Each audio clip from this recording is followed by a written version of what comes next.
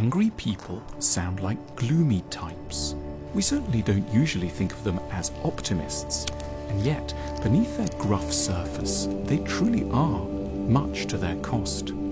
Here is Fred. He is often furious. He's been married to his wife Jane for 15 years. He's often told her not to interrupt him when he's reading the newspaper. She finds this prohibition annoying, for some very good reasons. So tonight, she's asked him, quite frankly, when he'll get around to cooking dinner. Now Fred is shouting, because he is, deep inside, so hopeful. Fred often loses small household items. Today, he has lost his car keys. He is furious. Where the hell have they gone? He asks his family in fury. Fred is shouting, because he is, deep inside, so hopeful.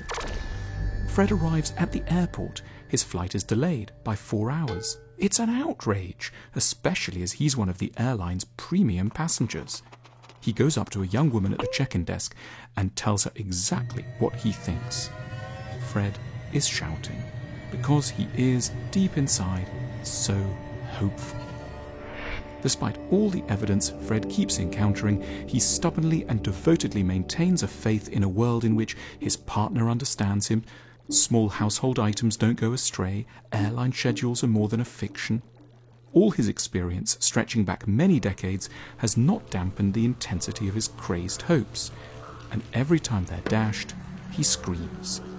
Fred will never be able to remove the frustrations of his life, but he could, perhaps, if he were wise, with the help of philosophy, learn to change what they mean to him.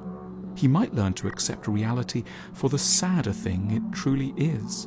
He might take on board a series of dark truths about existence, that partners never understand one another very well, that we're constantly losing things that matter to us, and that travel is filled with delays.